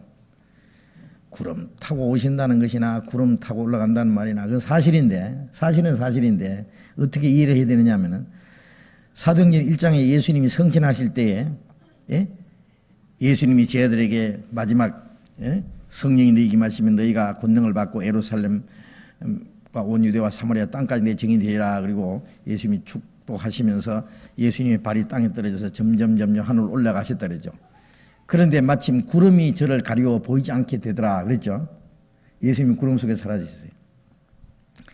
예수님이 구름 속으로 하는데 가신 그대로 다시 오시라 그랬으니까 구름 속으로 사라진 그대로 구름 속으로 나타났어요. 예수님이 그건 지상 재림하시는 광경입니다. 구름을 타고 오신 때 땅에 있는 족속들이 통곡하며 구름 타고 오시는 주님을 본다 그랬는데요. 그건 예수님이 감람산에 가신 그대로 스가랴 14장 4절에 그의 발이 예루살렘 앞 동편 감람산에 서실 것이요 예수님이 성취하신 날 구름이 가려 있고 예수님이 지상에 재림하신 날도 아마 반드시 구름이 끼어 있을 거예요. 구름 속에서 주님이 나타나십니다. 예? 구름과 함께 주님이 나타나실 것이기 때문에 그게 구름 타고 오신다고 했어요. 또 두 증인이 구름을 타고 올라간다는 것도 구름 속으로 사라지는 모습을 그렇게 말씀하는 거예요. 예? 뭐 밑에서부터 구름이 올라와가지고 탁 구름이 이 사람을 받쳐가지고 올라가는 게 아니고 구름 속으로 사라질 것을 말하는 겁니다. 어떻게 그런 것 같아요? 안 그런 것 같아요? 예? 예? 예? 안 그런 것 같아요? 그런 것 같아요. 그런 것 같아요. 예. 그냥 구름입니다. 이걸 또 뭐 해석할 필요가 없어요. 근데 실제 구름은 타지 못하는데 구름을 타는 것처럼 보이니까 그렇게 한 거예요. 예. 성경에 비유를 들어 말씀하신 말씀들이 많이 있는데 다 풀이하여 주세요. 큰일 났네. 한번 다 풀이해 볼까요? 맨날 며칠이 되더라도. 이분 참 질문하신 분이 응? 예수님이 비유하신 말씀을 다 풀이해 달래요. 예. 이건 잘 모르겠어요. 뭘 다 풀이해 달라는지 어느부터 해야 될지 모르겠는데 응? 다음에 시간 있을 때 하나씩 하지요. 뭐. 예? 그건 놔두고요. 다 풀이 이 시간에 못 하니까 집에도 못 갈 테니까 다 풀이하면. 예수님이 비유를 들어서 말씀하신 내용이 많이 나오죠. 예수님이 우선 그 비유를 들어서 말씀하신 그것만 잠깐 생각해 보죠. 비유라고 하는 것은 어떠한 중요한 진리를 설명하기 위해서 실제 어떤 사물을 들어서 설명하는 거예요. 그러니까 예수님이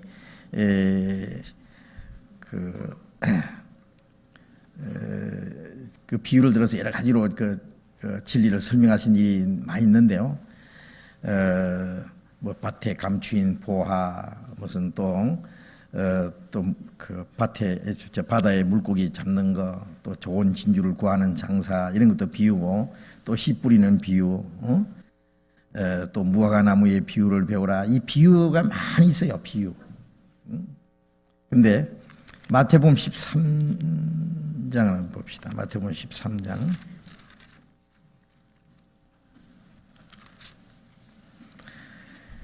13장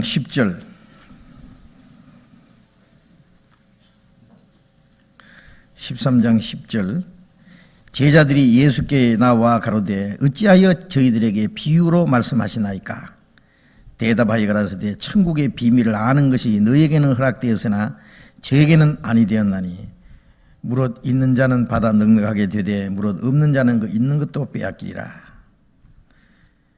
그러므로 내가 저희에게 비유로 말하기를 저희가 보아도 보지 못하고 들어도 듣지 못하며 깨닫지 못함이니라.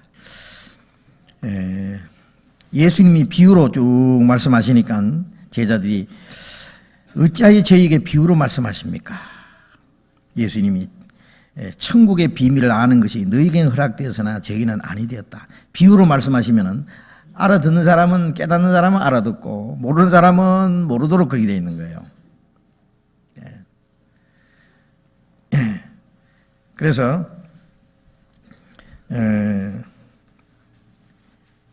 그 비유로 말씀하신 거기에는 물론 깊은 그 비밀이 담겨 있습니다. 이제 천국 비밀이라고 그랬는데요. 깊은 비밀이 담겨 있는데 그 비밀은 예수님이 많은 사람들에게 있을 때는 비유로 말씀하시고 쟤들과 함께만 계실 때는 비유를 해석해 주시고 그랬어요. 그래서 이제 씨 뿌리는 비유도 많은 사람들이 있을 때는 그냥 비유로만 말씀하시고 그 다음에 제자들과 같이 있을 때는 예수님이 그 비유를 자세히 설명해 주셨어요. 지금도 하나님이 우리에게 많은 것을 비유로, 꼭 비유로 안 하시더라도 많은 사람에게 그 비밀을 감추도록, 천국 비밀을 아는 것이 너에게는 허락되었으나 다른 사람은 허락되지 않았다.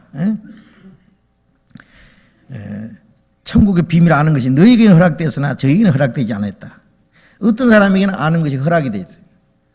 성령께서 깨닫게 해주셔야만 알게 되는 거예요. 어떤 사람에게는 하나님이 이미 일부러 감춰놨어요. 지혜롭고 슬기로운 자들에게는 숨기시고, 하나님이 숨기시고 감춰놓으면 누가 그걸 찾아내겠어요. 어린 아이들에게 나타내심을 감사나이다. 올수에 대하 이렇게 된 것이 아버지 뜻이니이다. 아버지 외에는 아들을 아는 자가 없고 또 아들과 아들의 소원대로 계시를 받는 자 외에는 아버지를 아는 자가 없습니다. 주님은 자기가 원하시는 대로 계시를 해주셔요. 계시를 받은 자 외에는 아는 자가 없다. 사실은 이 성경에 비유로 말씀하신 것이나 비유가 아니더라도 많은 말씀들이 이거 비밀로 돼 있어요. 그런데 하나님이 이걸 우리에게 깨닫게 주시지 않으면 알 수가 없어요. 성령은 하나님의 깊은 것이라도 통달하시느니라. 신령한 것은 신령한 것으로 분별하느니라. 신령한 일은 하나님께서 성령께서 가르쳐 주셔야만 깨닫는 것이다. 그래서 비유로 말씀하신 것인데, 하나님은 우리에게 거듭난 그리스도인들에게는 그걸 깨닫게 해주시는 겁니다.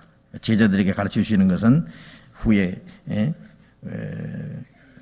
교회 안에서, 교회라는 것은 우리말로는 가르칠 교자 모일 해자잖아요. 성령의 가르침을 받기 위해서 모이는 거예요. 우리가 모일 때마다 하나님이 우리에게 뭔가 하나님의 뜻을 깨닫게 하고 하나님의 비밀을 우리에게 알게 해주시는 겁니다. 하나님이 알게 해주시지 않으면 몰라요. 감춰놨어요. 그 다음에 또 한 가지 질문은 이기는 자에게서 어떻게 뭘 이겨야 된다는 것인가요? 이기는 자에게. 근데 이 성경을 어디다 어느 부분을 얘기하고 이런 질문하면 좋은데요.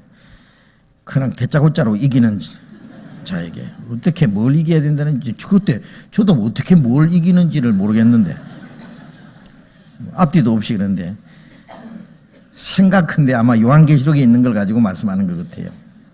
예. 요한계시록에 한번 봅시다. 요한계시록 2장.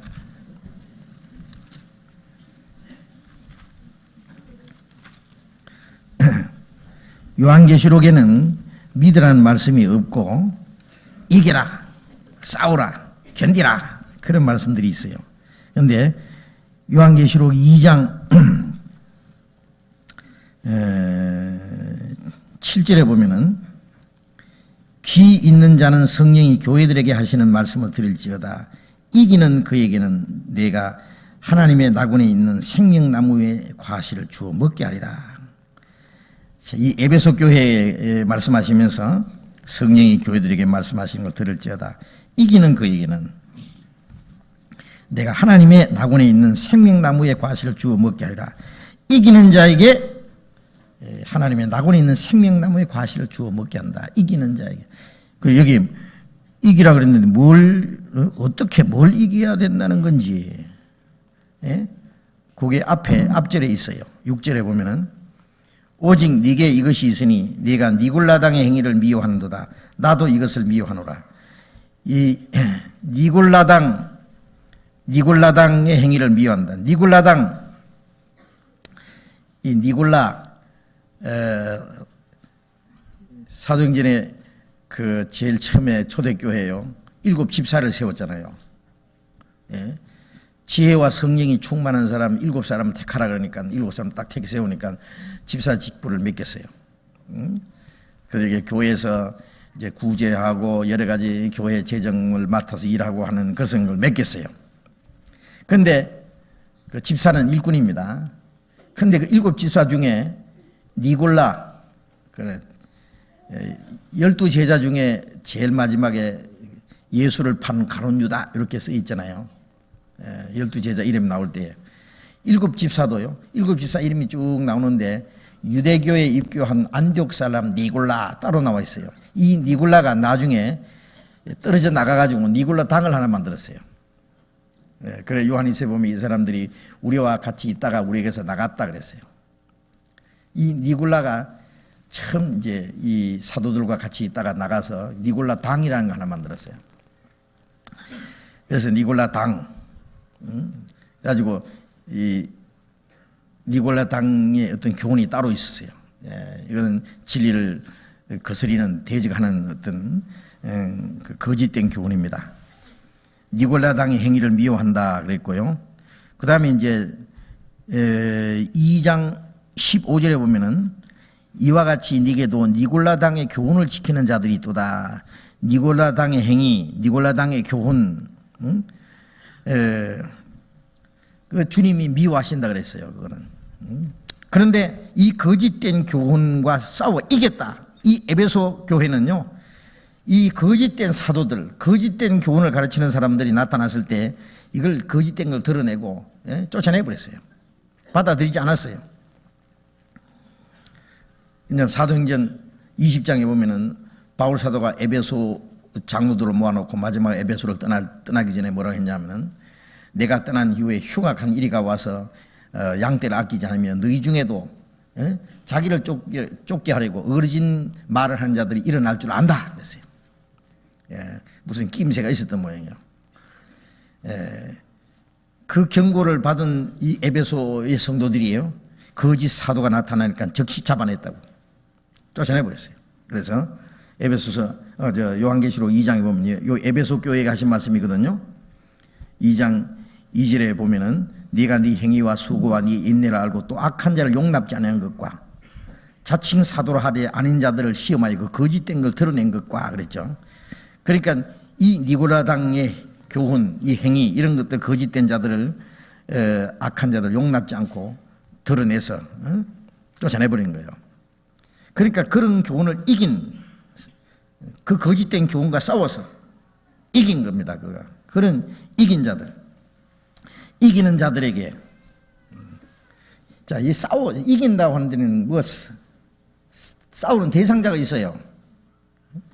자기 육신과 싸우는 것도 싸우는 거예요.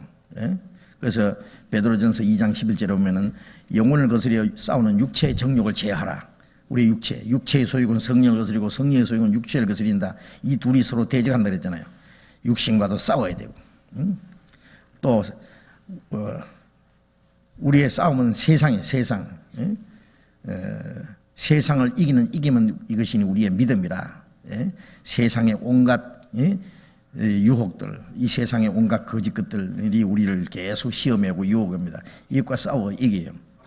마귀의 괴계, 속임수, 마귀의 세력, 그 환난과 핍박, 그 싸워 이기는 거예요. 계속 죽기까지 싸우는 거예요. 그래서 그런 것들과 싸워 이기는 걸 말합니다. 이게. 그래서 여기에도 이 요한계시록에는 계속 그 이기라는 말씀이 계속 나와요. 2장 11절에도 보면은 귀 있는 자는 성령이 교회들에게 하시는 말씀을 들을지어다. 이기는 자는 둘째 사망의 해를 받지 아니하리라. 근데 아까 이기는 자는 하나님의 나군에 있는 생명나무의 과실을 주어 먹게 하리라. 천국 가는 사람은 당연히 생명나무 실과를 먹지요. 천국 가는 사람은 당연히 둘째 사망의 해를 받지 않잖아요. 이건 당연한 건데 꼭 이기는 자에게는 그렇게 했는데요. 그러면 꼭 구원받고 나서 그러면 이겨야만 생명나무 실과를 먹게 하고 이겨야만 또 둘째 사망의 해를 받지 않고 그런 거냐?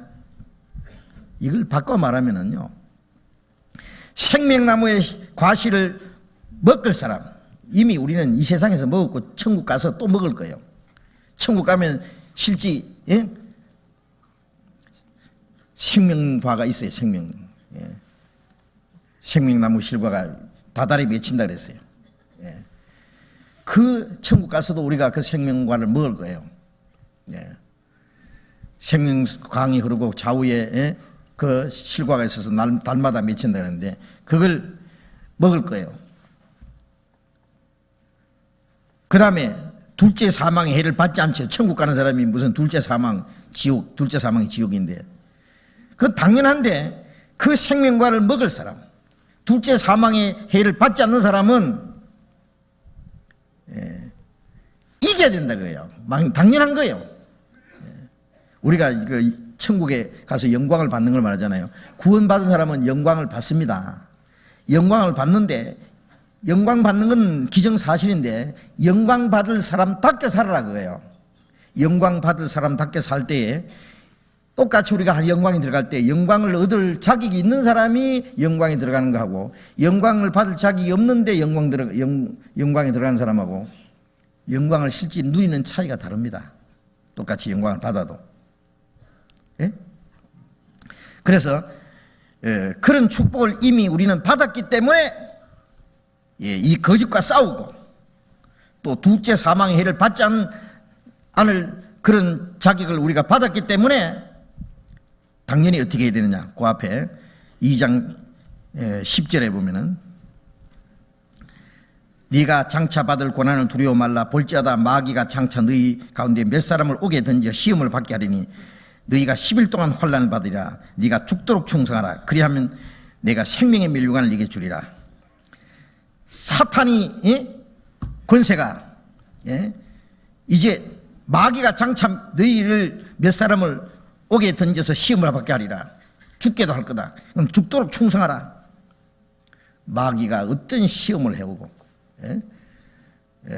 오게 던지고 바울 사도처럼 목을 잘라 죽여도 죽도록 충성하는 것이 뭐예요? 마귀와 죽도록 싸워 이기는 거예요.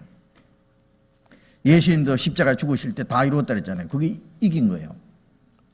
바울 사도는 목 잘려 죽기 전에 선한 싸움을 싸웠다. 달려갈 길을 마쳤다 그랬어요. 죽도록 충성하는 게 그게 이기는 거예요. 둘째 사망의 해를 받지 않는 사람은 죽음을 두려워하지 않기 때문에 죽도록 충성할 수 있어요.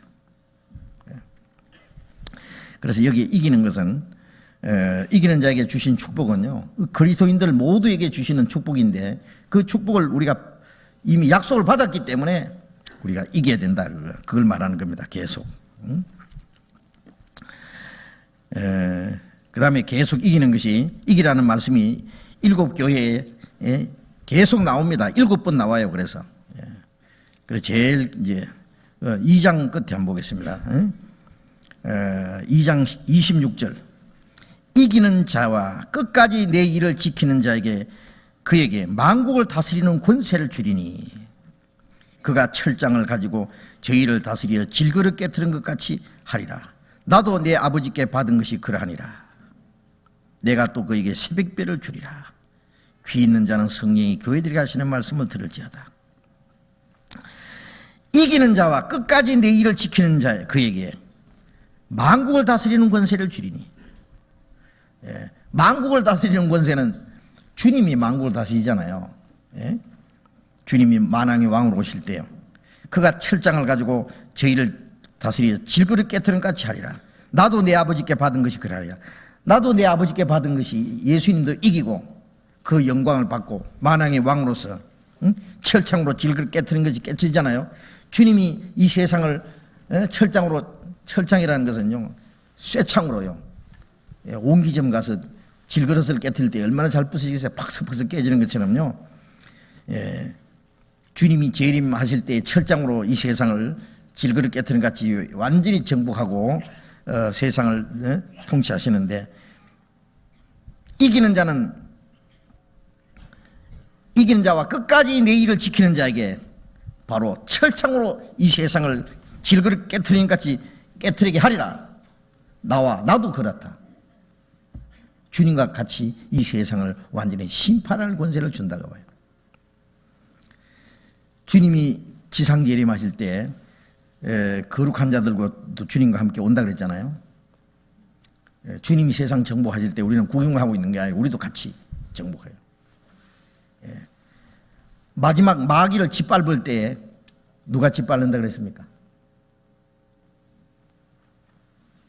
하나님이, 아니면 예수님이 혼자 마귀를 그냥 짓밟는 게 아니에요. 사실은 예수님은 가만히 계시고, 마귀는 예수님의 발꿈치를 상했다 그랬어요. 그런데 예수님은 그 발꿈치로 마귀의 뱀의 머리를 깨뜨릴 것이다. 여인의 후손은 뱀의 머리를 상하게 한다 그랬죠. 그런데 예수님 발꿈치가 뭐겠어요? 예수님이 이 몸입니다. 예수님 머리고 예수님의 몸이 교회인데 교회가 바로 사탄의 권세를 짓밟아 그래요. 로마서 16장 봅시다.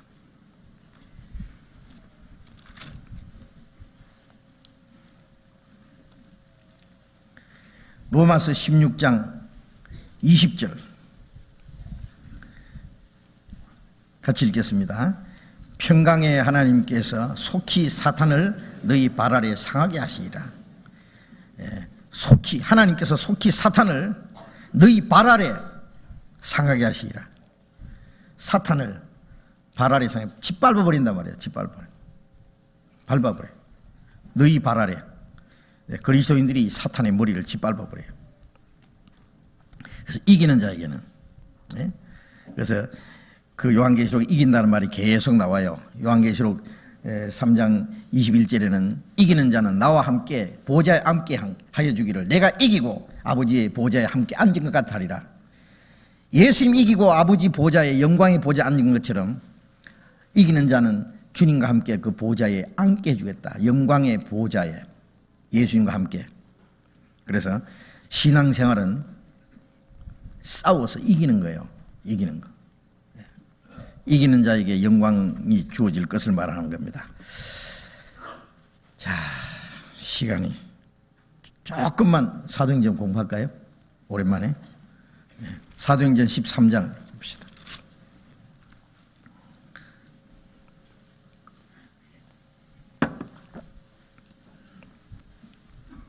사도행전 13장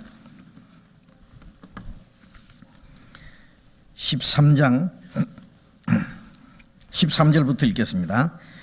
바울과 및 동행하는 사람들이 바보에서 배 타고 밤빌리아에 있는 버가에 이르니 요한은 저희에게서 떠나 예루살렘으로 돌아가고 저희는 버가로부터 지나 비시디아 안디옥에 이르러 안식일에 회당에 들어가 앉으니라. 율법과 선지자의 글을 읽은 후에 회당장들이 사람을 보내어 물어 가로되 형제들아 만일 백성을 권할 말이 있거든 말하라 하니 바울이 일어나 손짓하며 말하되 이스라엘 사람들과 및 하나님을 경외하는 사람들아 들으라. 이 이스라엘 백성의 하나님이 우리 조상을 택하시고 애굽 땅에서 나그네된 그 백성을 높여 큰 권능으로 인도하여 내사 광야에서 약 40년간 저희 소행을 참으시고 가나안 땅 7족속을 멸하사 그 땅을 기업으로 주시고 약 450년간 그 후에 선지자 사무엘 때까지 사사를 주셨더니 그 후에 저희가 왕을 구하거늘 하나님이 베냐민 지파 사람 기스의 아들 사울을 40년간 주셨다가 피하시고 다윗을 왕으로 세우시고 증가하여 가라사대 내가 이새의 아들 다윗을 만나니 내 마음에 합한 사람이라 내 뜻을 다 이루게 하리라 하시더니 하나님의 약속하신 대로 이 사람의 씨에서 이스라엘을 위하여 구주를 세웠으니 곧 예수라. 거기까지.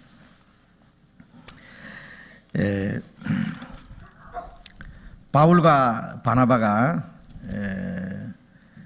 이방인 교회 그 큰 교회인 안디옥 교회, 이방 교회로서는 안디옥 교회가 그 당시에 대표적인 교회였습니다.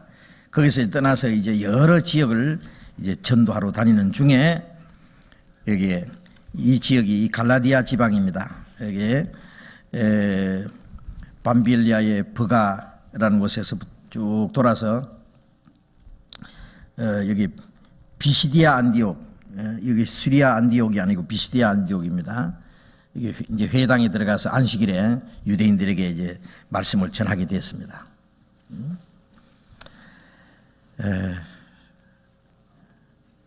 유대인들에게 전도하기 위해서는 안식일에 회당에 찾아가야 됩니다. 그래서 바울과 바나바가 이 회당에 들어가서 이제 유대인들에게 전도할 수 있는 기회를 얻었어요. 바울 사도는 이 유대인들은 그리스도를 배척하고 십자가에 못 박아 죽이고 예루살렘 교회를 핍박하고 스데반을 돌로 죽이고 죽일 때 물론 사울도 거기에 앞장섰지만은 교회를 핍박한 이 장본인들이기 때문에 이 바울 사도는 이 유대의 이 교인들에 대해서 어떤 감정이나 적대감 같은 것도 있었을 거예요. 그러나 고린도전서 2장에 바울이 말한 대로 알았더면 영광의 주를 십자가에 못 박지 않았으리라. 너희가 알지 못해서 그런 줄 안다. 예? 그래서 어떻게든지 유대인들에게 복음 전하려고 노력을 했습니다. 그래서 여기 이스라엘 사람들과 및 하나님을 경외하는 사람들아, 여기 아주 정겨운 음성으로 또 그들을 신앙을 아주 존경하는 이스라엘 사람들과 하나님을 경외하는, 즉 이방인들이 유대 종교에 개종한 사람들, 하나님을 경외하는 사람들, 사실은 하나님과 관계없지만은요 자기 나름대로의 하나님을 경외하려고 노력하는 사람들이니까 그들을 존경하는 입장에서 이런 말을 했습니다. 이 이스라엘 백성이 하나님이 17절에 하나님이 우리 조상을 택하시고 애굽 땅에서 나그네 된 그 백성을 높여 큰 권능으로 인도하여 내사. 여기 이제 이스라엘 백성들에게 말씀을 전하는데 이게 역사적인 배경을 가지고 하나님이 이스라엘 민족을 택하신 것부터 시작해서 그 조상 아브라함을 택하시고 또 이스라엘 민족을 애굽에서 종되었던 데서 그들을 건져내신 사건을 지금 다시 상기시키는 거예요. 이것은 훗날 예수 그리스도로 말미암아 우리를 마귀의 권세에서 구원하실 것을 이스라엘 민족의 역사를 통해서 미리 보여주신 것이니까요. 애굽 땅에서 나게 된 그 백성을 높여 큰 권능으로 인도하여 내사 광야에서 40년간 저희 소행을 참으사, 참으시고, 자 여기서 이스라엘 민족 하나님이 아브라함을 택하신 것이라든지 이스라엘 민족을 애굽에서 인도해내서 40년 광야를 통과해서 가나안 땅에 들어가게 한 이 모든 역사적인 사건은 우리에게 아주 중요한 교훈을 주시는 것입니다.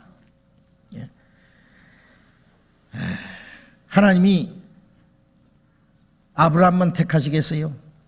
아무리 아브라함 자손 이스라엘 민족만 하나님이 사랑하시겠습니까? 아니죠. 온 세상이 하나님이시고 하나님이 자기 형상대로 지음을 받은 모든 사람들을 하나님이 사랑하시고 그들을 구원하시기를 원하시는 사실입니다. 이제 이스라엘 민족의 역사는 다만 우리를 구원하시는 것을 이스라엘 민족의 역사를 통해서 우리에게 설명해 보여주시는 겁니다.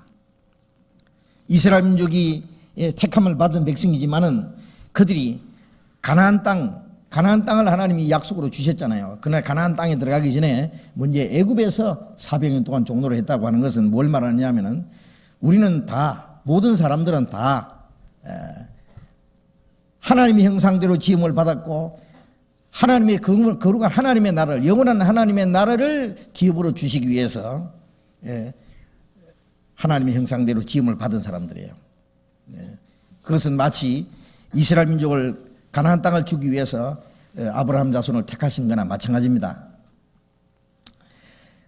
그러나 이스라엘 사람들이 가나안 땅에 들어가기 전에 애굽에서 먼저 400년 동안 종노를 했다는 것은 뭘 말하느냐면은 우리가 모든 사람들은 하나님의 나라를 기업으로 주시기 위해서 하나님의 형상대로 지음 받았지만은 그 나라에 들어가기 전에 먼저 인간은 범죄함으로써 이스라엘 민족이 흉년을 피해서 육신이 살기 위해서 애굽으로 내려간 것처럼 인간은 육신적인 문제 때문에 하나님을 등지고 타락해가지고 죄 가운데 빠지고 사탄의 권세 아래, 애굽 왕은 사탄을 가르치 마귀, 거기서 종노를 하는 것은 마귀의 권세 아래서 죄의 종노를 하는 걸 말하는 겁니다.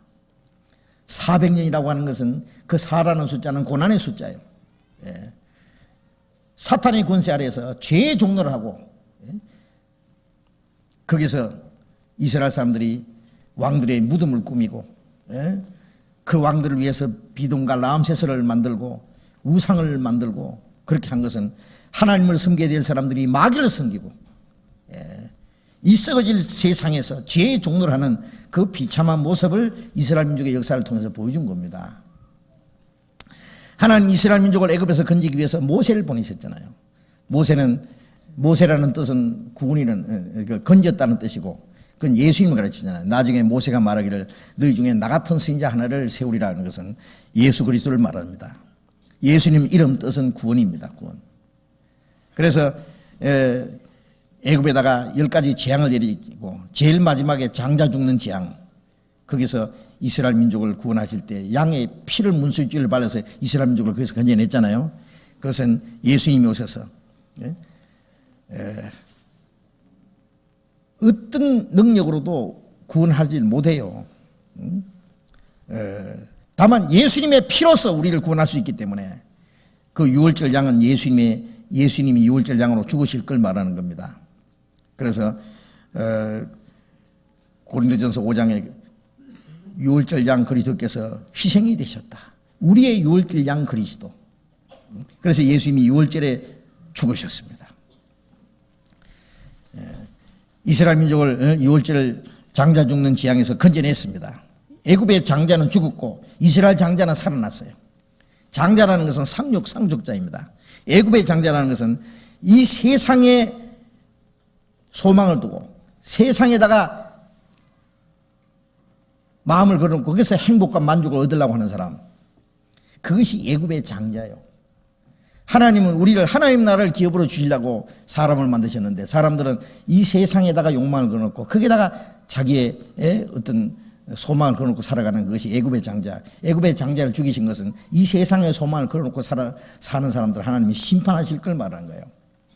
애굽의 장자가 죽는 순간 이스라엘 장자는 살아났습니다. 그래서 출애굽기 3장에 보면은 하나님 이스라엘 백성들이 이스라엘아 너희는 나의 장자다 그랬어요.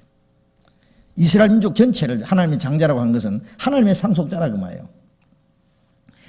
그 장자가 아닌 사람은 죽지도 않았고 장자가 아닌 사람은 양의 피와 관계없어요. 유월절 양의 피로 구원받은 건 장자입니다. 우리가 예수님의 피로 구원을 받았을 때 우리는 하나님의 장자예요. 장자라는 말은 하나님의 상속자라는 말이에요. 상속자. 예수님의 피로 구원받은 사람은 하나님의 장자랍니다. 하나님의 상속자. 그래서 로마서 8장 16절에 아들이면 후사고 하나님의 후사요. 그리스도와 함께하는 후사다. 우리가 하나님의 후사, 상속자다 그 말이에요. 그래서 이스라엘 민족을 이제 애굽에서 건져내시고 큰 권능을 인도하는 광야에서 40년간, 광야의 40년은 뭘 말하느냐 하면은 우리를 사단의 권세에서 건져내서 홍해를 통과하고, 홍해는 이제 침례라 그랬잖아요. 고린도전서 10장에 보면은 그 홍해를 통과한 것이 세례 그랬는데 세는 침례입니다. 구원을 받고 침례받고 그 다음에 가나안에 들어갈 때까지 40년 광야 생활은 구원받은 이후에 이 교회 생활을 말합니다. 교회 생활. 그래서 사도행전 7장에 그 이스라엘 백성들이 광야 40년 생활을 광야 교회라 그랬어요. 구약에는 교회란 말이 없는데 사도행전에 그 광야 생활을 교회라 그래요. 광야 교회. 낮에는 구름 기둥으로 뜨거운 햇빛을 가려주고 밤에는 불기둥으로 그들의 차가운 공기를 덮여주고 환하게 그들의 갈 길을 보여주고 또 매일 만나를 먹이시고 반석을 쳐서 물을 그들에게 주시고 그들을 하나님이 40년 동안 그들을 보호하시고 인도해 주신 그것은 우리를 구원하신 이후에 천국에 들어갈 때까지 하나님이 우리와 함께 계셔서 우리를 지키시고 보호하시고 우리를 먹이시고 우리를 인도해 가시는 그 모습을 가르칩니다. 그 교회 생활입니다. 네, 교회 생활.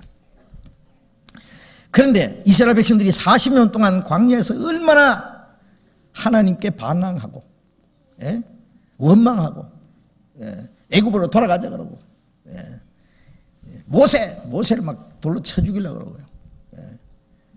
우리를 죽이려고 여기까지 인도해냈느냐, 지금이라도 애굽으로 돌아가자.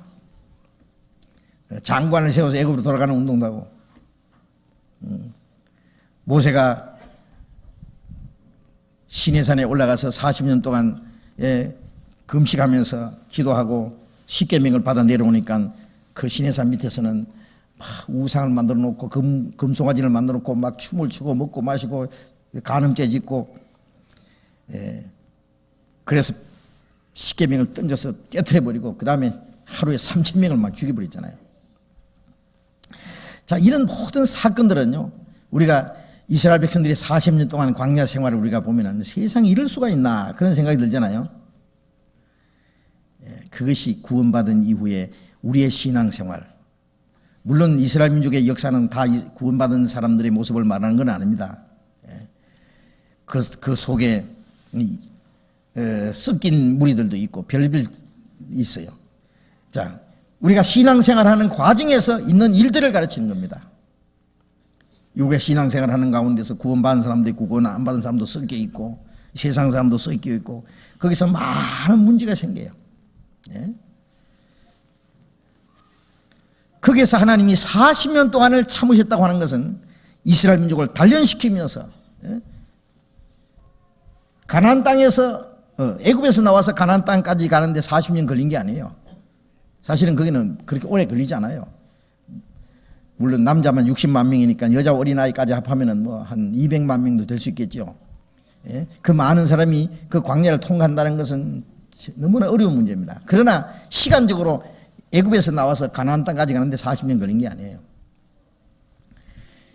하나님께 불순종하는 사람들, 예? 그들을 다 죽이고 그들을 단련시키고 훈련시키고, 예? 가나안의 하나님이 약속하신 땅을 기업으로 받을 수 있는 자격을 준비하는데 이스라엘 민족이 40년 걸린 거예요. 예. 자, 이것은 뭘 가르치느냐 하면은 우리가 구원받은 이후에 영원한 천국에 들어가는데 구원은 받았지만은 아직 육신의 많은 그 죄의 껍질들이 우리 속에 숨어 있어요. 이 죄들을 벗어지게 하는데 이스라엘 애굽을 돌아보는 이스라엘 민족이 다 죽는 것은 뭘 말하냐, 우리 속에 있는 애굽에 대한 생각들이 다 죽을 때까지 우리 속에 있는 애굽 사람이 죽는 거예요. 세상의 욕심들이 또 불순종하는 것들이 다 죽을 때까지 하나님이 우리를 훈련시키는 겁니다. 그리고 우리를 단련시키는 거예요. 거기서 하나님이 40년 동안 이스라엘 백성을 참으신 것은 하나님이 우리의 생활 속에 많은 하나님을 원망하는 것도 있고 불순종하는 것도 있고 우리 생활 속에 우상 숭배하는 것도 있고 별별 죄들이 있지만은 하나님이 오래 참으시면서 우리를 단련시키고 훈련시켜서 그 천국에 들어가게 합당한 사람으로 하나님이 우리를 만들어 가시는 과정입니다. 하나님이 오래 참으시는. 그래서 이스라엘 민족들 광야에서 거역한 그 모습은 바로 그것이 우리의 신앙생활의 모습이 아닌가도 한번 생각해 봐야 됩니다. 성경 이것만 잠깐 봅시다. 시편 78편을 봅시다.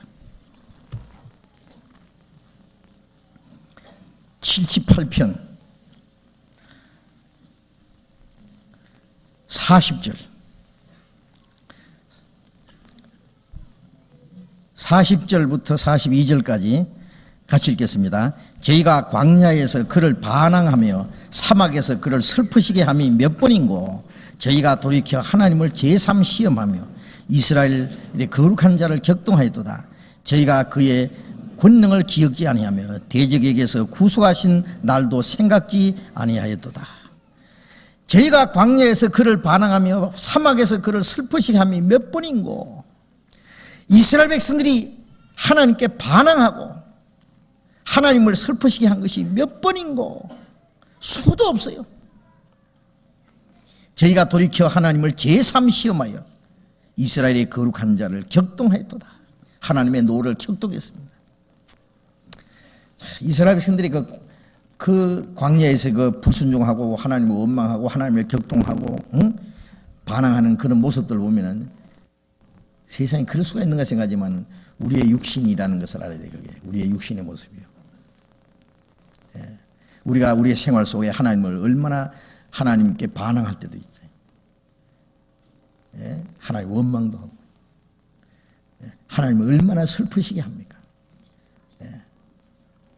하나님이 능력으로 이스라엘 민족을 건져내서 가나안 땅을 주시라는데 이 백성은 그걸 모르고 하나님이 그들에게 저희가 그의 권능을 기억지 아니하고 대적에게 구속하신 날도 생각지 않아도 애굽에서 그들을 구원하신 것도 새까맣게 까먹어버리고 가나안을 주시려는 그 하나님의 약속도 새까맣게 까먹어버리고 하나님은 그들에게 주시고자 하는 낙토를 멸시했다. 가나안 땅을 멸시하고 그래도 종로로 하더라도 애굽의 사람들이 고기 꽈매 옆에서 고기 국물 얻어먹고 부초와 마늘과 그런 거 먹을 때가 좋다고, 애굽으로 돌아가자고. 우리가 구원받은 후에 구원하신 큰 하나님의 은혜도 잊어버리고, 하나님 우리에게 주시고자 하는 영원한 그 소망도 희미하게 보이고, 건너편에 빛난 곳 내 눈에 희미하고, 이 세상은 눈에 환하도다. 그 이스라엘 백성들의 모습이 구원받은 이후에 우리의 신앙생활의 모습도 아닌지 한번 생각해 봐야 됩니다. 그런데 하나님이 오래 참으시면서 가나안 땅까지 그들을 인도하셨어요. 하나님의 오래 참으심이 아니면은 이스라엘 백성들은 벌써 광야에서만 전멸했을 겁니다. 우리 히브리서 3장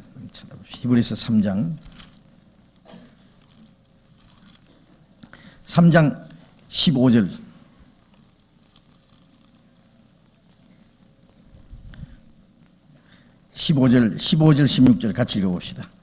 성경에 일렀으되 오늘날 너희가 그의 음성을 듣거든 노하심을 격동할 때와 같이 너희 마음을 강팍히 하지 말라 하였으니 듣고 경력케 하던 자가 누구뇨? 모세를 쫓아 애굽에서 나온 모든 이가 아니냐. 오늘날 너희가 그의 음성을 듣거든 노하심을 격동할 때와 같이 너희 마음을 강팍히 하지 마라.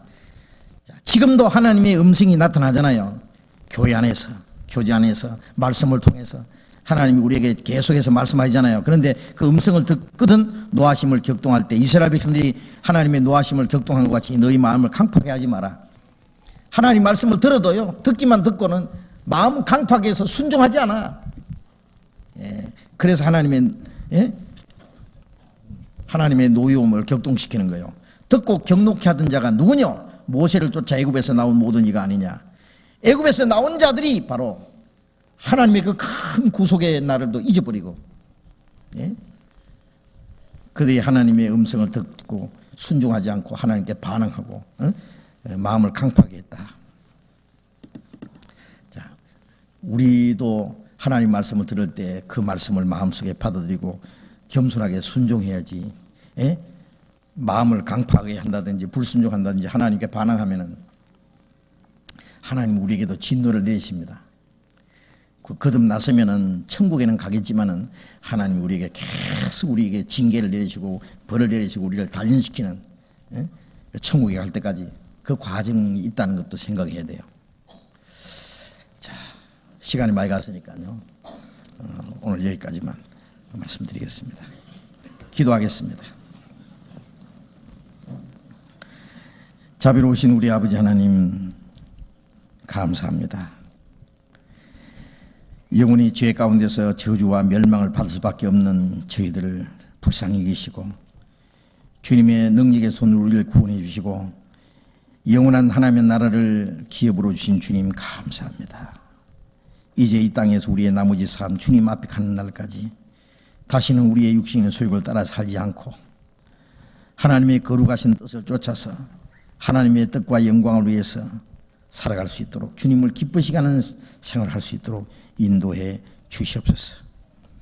이스라엘 사람들이 애굽에서 구원하신 하나님의 큰 구속의 은혜도 잊어버리고 약속하신 가나안 땅을 소망으로 두지 아니하고 광야에서 하나님을 원망하고 불순종하고 애굽으로 돌아가고자 했던 그런 마음들이 우리의 마음과 우리의 생활 속에도 있는지 우리 자신을 살펴보게 해주시고 우리의 마음속에 하나님의 말씀에 불순종하고 이 세상 것을 쫓는 일들이 있으면 우리의 마음의 모든 것들을 제하여 주시고 우리의 마음속에 주님의 뜻에 순종하고자 하는 마음을 주시고 우리의 생활 속에 주님을 거룩하게 하고 주님을 높일 수 있도록 멀잖아 다시 오시는 주님 영광 앞에 부끄러움 없이 설 수 있도록 우리의 모든 생활을 다스려 주시고 인도해 주시옵소서.